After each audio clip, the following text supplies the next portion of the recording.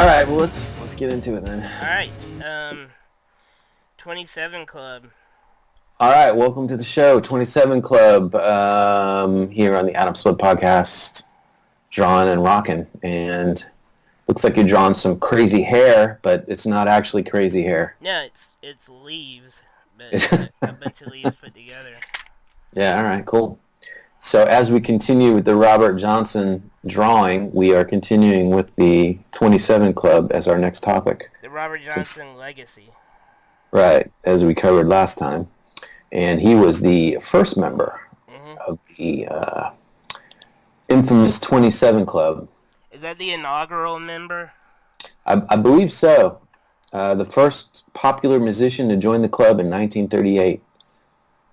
So it's a club of people consisting mostly of artists and actors who died at age 27. So, yeah, man.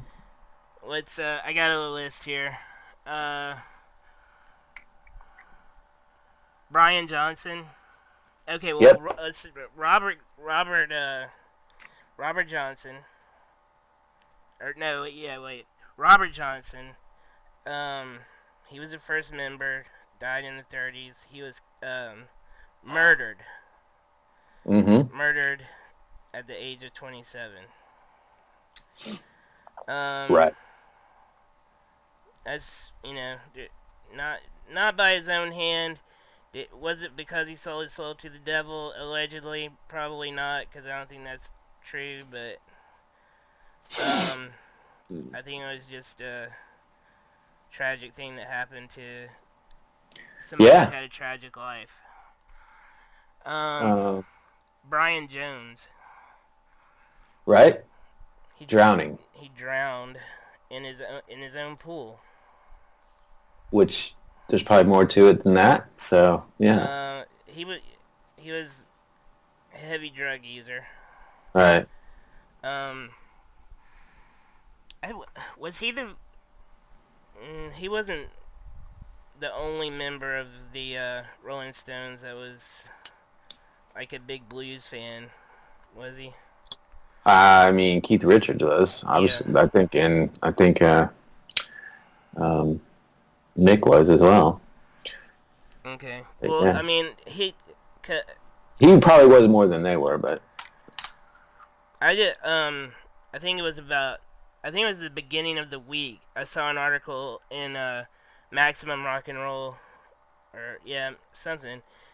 An article on Maximum Rock and Roll that said it was the 50-year anniversary of the Rolling Stones kicking out Brian Jones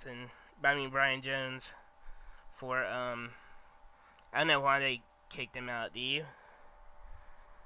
I think it was probably because of drug overdose, drug overuse, as I recall from too much drugs. Reading Keith's biography. Yeah. Too much drugs. Right. Unable to participate. Yeah. Okay. So he replaced him. I mean, was it? I guess it was Ronnie Wood at that point, or was there somebody in between? I can't recall. Yeah, Ronnie Wood eventually. Ronnie Wood, yeah. Okay. So that's all right. The next one that's pretty big is Hendrix. Right. Do you know how he died? Was it drugs? Yes. I believe it was. He He heart died... attack. Wait. No, I'm sorry. I thought he died the same way. Asphyxiation. Asphyxiation. Right. He died the same way. John Bonham died. He drowned in his own vomit. Yeah. Ew. Yeah, he drowned in his own vomit. Yeah. I mean, here's the list of causes. Just a few sampling: poisoning, traffic collision, drug overdose, heart attack, car crash, poisoning, drug overdose, drowning, road accident, drug overdose, asphyxiation, drug overdose, murdered, heart failure, complications from diabetes, electrocution, gastrointestinal hemorrhage, years of alcoholism, fell off a horse and died from injuries. Who was that? Roger Lee Durham, singer and percussionist of Bloodstone. That was a long time ago. Plane crash, pulmonary edema, suicide by hanging. That was the keyboardist and leader of Badfinger, which you may not know, Pete Ham. Drug overdose, traffic collision, poisoning, traffic collision, traffic collision, traffic collision, traffic collision, fall from a height, probable suicide, drug overdose, traffic collision. Traffic collision's really rising here. Murdered, suicide by gunshot, drug overdose, murdered, asphyxiation, plane crash, drug overdose, murdered, traffic collision. I'm not going to keep going here, but man. Okay, who died in the plane crash? The plane crash, let's see here.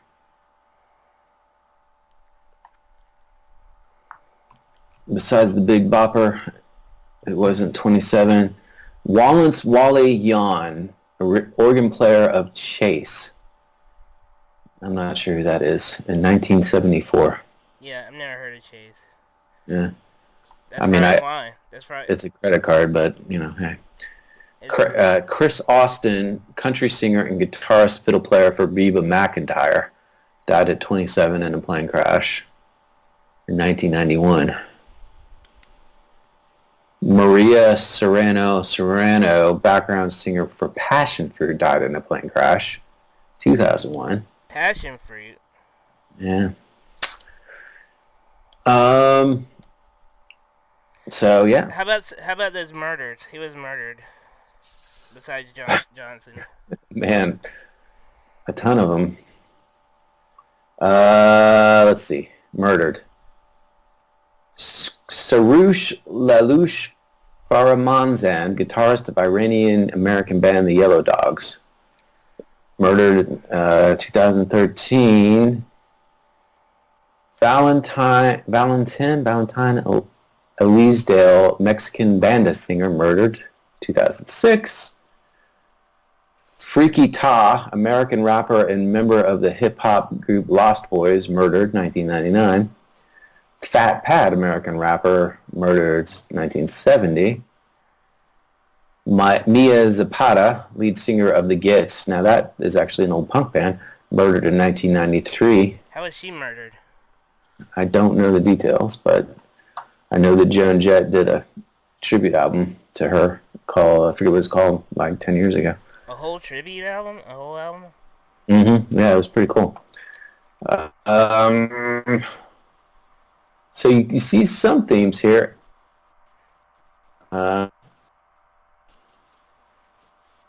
So a lot of overdoses, some murders, some... I guess that's how people die, huh? None of them died by, cancer. So what? Yeah. So there's a lot of murder, a lot of drugs, and a lot of car crashes. Yeah. What do you think? What do you think makes this? What do you think this? Well, here's what I think. I think artists and musicians reach a zenith between the ages of 25 and 29, maybe 30, across the board, right? Mm-hmm. So I think I did a little bit of figuring it out, and so like Robert Smith, The Cure, was 27, 28 when Kiss Me, their the breakthrough album came out. Mm-hmm. So Bruce Springsteen was 26 when Born to Run came out. One of my other favorite artists, Sade, when her hit album Promise, Smooth Operator came out, she's 26, 27. I mean, Paul Stanley was, no, he was a little bit younger, when Alive 2 and Destroyer came out, 24, 25, 26, 27. So I think that there's a key age when musicians, maybe artists hit this peak, and they have this enormous creativity and fine tuning of their craft in this raw form that comes out at that age. And I think there's a certain percentage of them who is this group of 27 years old died, who can't handle it, A, or B, fate intertwines and they die. But generally speaking, if you look at it, if you did the research, you'll see that I'm kind of making a theory here that, most people peak between those ages. They might go on in their 30s, 40s to do more stuff, but that's like the prime time. So not everybody can handle it. What do you think about that? I think, you're pretty much right. I mean, that's how it is in sports too. Yeah, You know, yeah, yeah. That's a good point. Because we were, I did another job for the Boys and Girls Club. I didn't realize that people's brains don't fully develop till they're 25. Right. So after that, and you're still young, and you got all those emotions and stuff going through you. That's when you can really, create. I wrote the first Atomsplit songs when I was 26, 27, 28 in that age group, and I just think that's what happens. So not everybody, as Keith Richards said in The Devil of the Crossroads, he made it through. So far, yeah. Yeah, so far, jokingly. So. But not everybody makes it through the rock and roll life. Yeah, so there's, 30 or 40 people who didn't handle it. Because there's 20, yeah, because, so, I think another... And a lot of them were really great ones, so, you could say, there's some really great ones on this list, Kurt Cobain and Jim Morrison and stuff, so. Yeah, But there's a lot of great ones who made it through it. Yeah, I think, like, another thing that goes along with, peaking out at 27, is, like, the whole time you're getting up there, you're exposed to a lot of more drugs than most normal people are. You're exactly right. That's a great point, too. So, yeah. While you're, like, developing up, you're, like, ramping up your drug use. Right.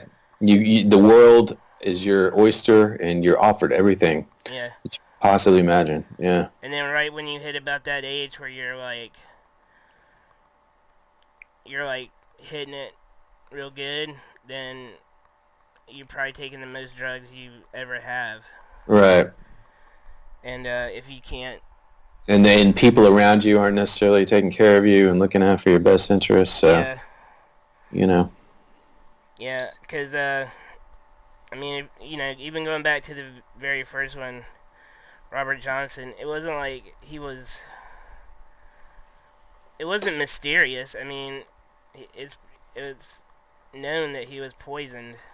Right. Why he was poisoned, nobody who poisoned him, that's what nobody knows. Why he was poisoned, because he was, like, trying to cheat with somebody's wife.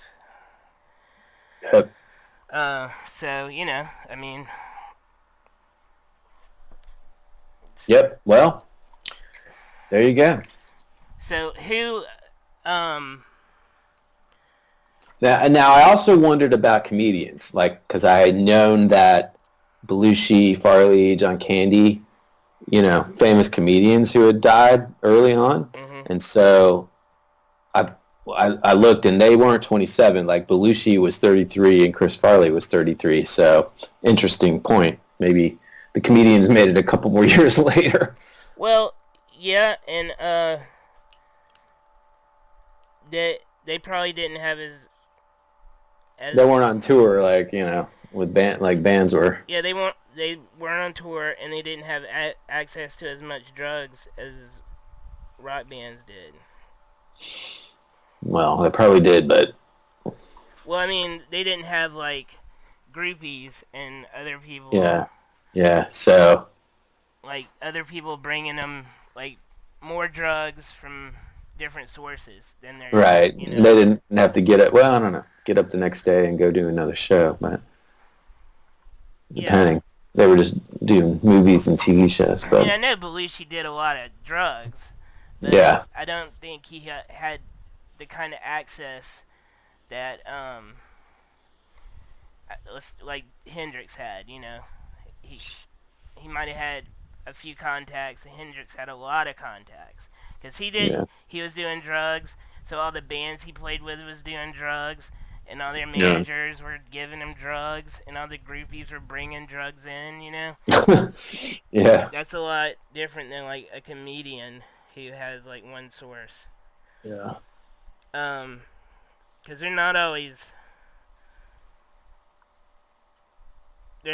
like I don't know, they're not always financially secure comedians until later Yep. on in life. Yeah. So, and rockers make a lot of money early on. I Um, like. so are there any members of the 27 Club you wish weren't members of the 27 Club? uh, I mean, I think I kind of just accept it, you know. Not really, Well, because none of those are. I'm not super fans of any of those necessarily. you don't have any choice but to accept it. But Right. I mean, I really wish Morrison was not. I wish Yeah, he would. I would say that. I wish he had stayed alive and he went back to the Doors and they did like a lot more of the heavier blues influenced records that they were doing towards the end, like L.A. Woman, and you know, um, those type of songs, and Yeah. not that they wouldn't do their other like psychedelic break on through. What Right. is it? Light My Fire, break on those type of songs. People are strange, Yeah. but you know, I really like the latest, the last couple of albums the most. Um, so I wish that, and then I wish also Cobain. Yeah, I would say that'd be my second choice. Yeah. I wish Cobain had stayed around. I mean, I don't know how that would have affected the the rest of rock and roll. I mean, Yeah. um, I don't know. I mean, Yeah. It would have been interesting. So yeah. there wouldn't have been a Foo Fighters, or there might have been a few. Who knows? Yeah. I just did the math on Glenn Fry and Don Henley compared to Hotel California. So they were both 29, 30 when that came out. So they were probably 27, 28 when they were writing those awesome songs on that ended up being Hotel California Yeah, to prove the point. and like they were like living in a coke, like they just had coke Right. everywhere so much, and they all hated each other. I mean, Surprisingly, yeah, none of them died, but yeah. um, I think they didn't die because they broke up. I mean, Mm-hmm. if they hadn't broke up, they probably would have died if they stayed together and didn't hate each other. But you know, because they broke up, Glenn Frey and Henley and Walsh all lived up until recently, anyway. Or Henley and Walsh are still around. Um, Yeah, man. and I'm glad because I like the Eagles, so I'm Yeah, man. Me too. and I like some of their solos. Boys of Summer. I mean, that's a classic. That's a Yep. classic there. It's classic song, classic summer song. Now, see, he was much older when he wrote that, though, so that goes to show you can get older and still write good music. Yeah. So, All right, let's play a song. Okay. Let's play Millicent because that was the main song I wrote during that time period in my life when I was 27, 8. I want to actually do a whole show on the song Millicent one of these times where I have like 5 different versions through all the bands. But Okay. All right. I think that would be kind of cool.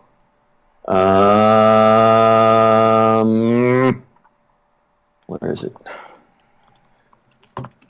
So yeah, like this was I was upper 20s and I was pissed off and refining my songwriting and all that stuff.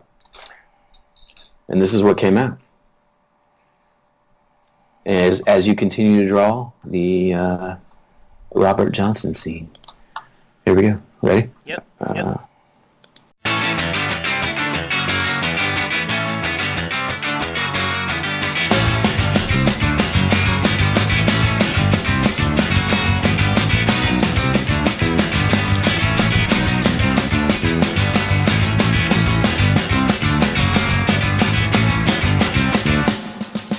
Millicent, I need to know the pain you're in. Why do you love it so?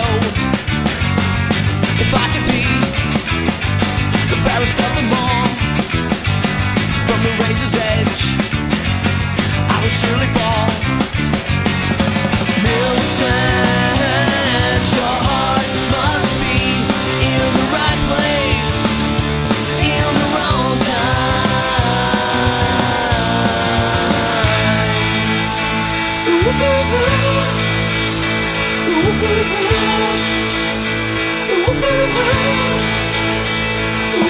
Millicent, I need to know why you tell me things that you never show.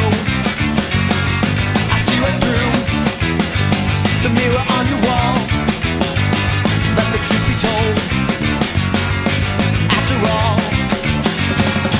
Millicent, your heart must be in the right place, in the wrong time.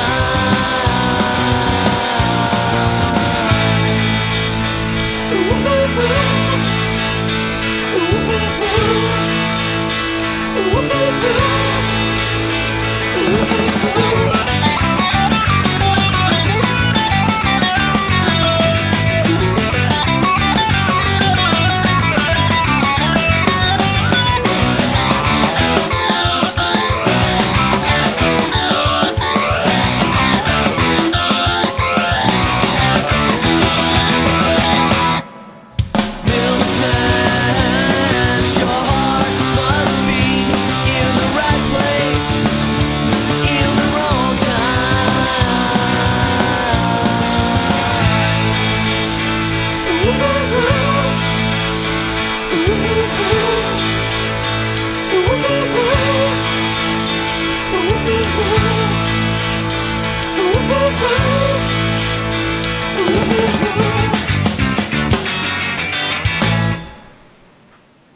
All right. You feel the angst. Yeah. Who was that song about? That was really not about anybody in particular. That was about the stepmother in Snow White, who's really Maleficent, but I changed it to Millicent. That's kind of the inspiration. Okay. Yeah. It wasn't really about like a girlfriend or anything. All right. Well. But it was kind of inspired by maybe the Replacements or something at that point in my life when I heard some riffs and stuff, Replacements and some other stuff. I don't know. And I just sat down with the guitar one day and came up with that riff, and it came out. And I was in my upper 20s. Hey. And you made a good song. And then after that came So Over You, which was about a girlfriend, but that's a story for another day.